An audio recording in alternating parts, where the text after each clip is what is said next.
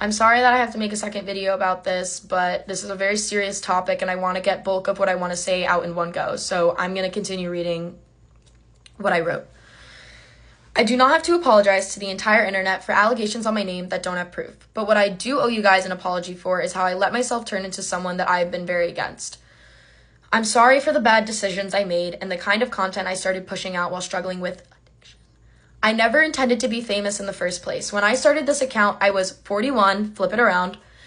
I was a 41, flip it around, year old girl who posted videos about her own mental health journey and realized that through this app, I was able to reach and help other people just like me. I wish every day that I never started using substances, but substances aren't the only thing to blame in this situation. Growing up, my boundaries were never respected, and thus I was never taught to set boundaries for people or for the internet. As a 61, flip it around, 61-year-old girl, I started sharing every detail of my life with everyone online. From the second I woke up to the second I went to sleep, and I was never told that that was wrong. I do apologize for not knowing or doing better. My mental health, physical health, schoolwork, personal life, friends, and everything was set aside at the expense of content creation. I am sorry for all the people in my life which I overshared online. Posting on TikTok saved my life at first. I had built a community of support and a place where I could fall back to when things in the real world were too difficult.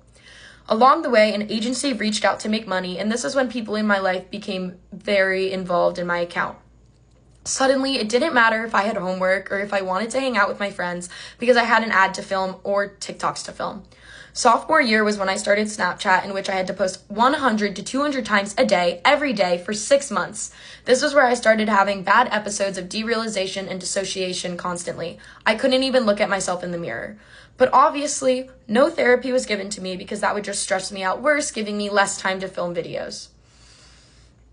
I am not trying to blame the people around me or victimize myself in this situation. I'm simply trying to give you guys some perspective as to how or why things got this bad. I take full responsibility for the fact that I didn't speak up or get help for myself sooner, and I apologize for everything that I decided to put in my body and how my actions hurt others. There were adults around me that should have made responsible decisions, but there were so many decisions that I should have made to help myself. I didn't realize how serious the effects of shoving everything aside for the internet had on me, and I didn't realize that wasn't normal because I had started to only become friends with other kids who shared the same job. While in rehab, it was my first time having space from social media and my phone since the 2nd grade. I didn't have to work a job for the first day in years. It took multiple adults and helpers in that facility to realize that as a 71-year-old, it shouldn't have been my responsibility to worry about supporting myself or my family at certain times. I sacrificed my high school years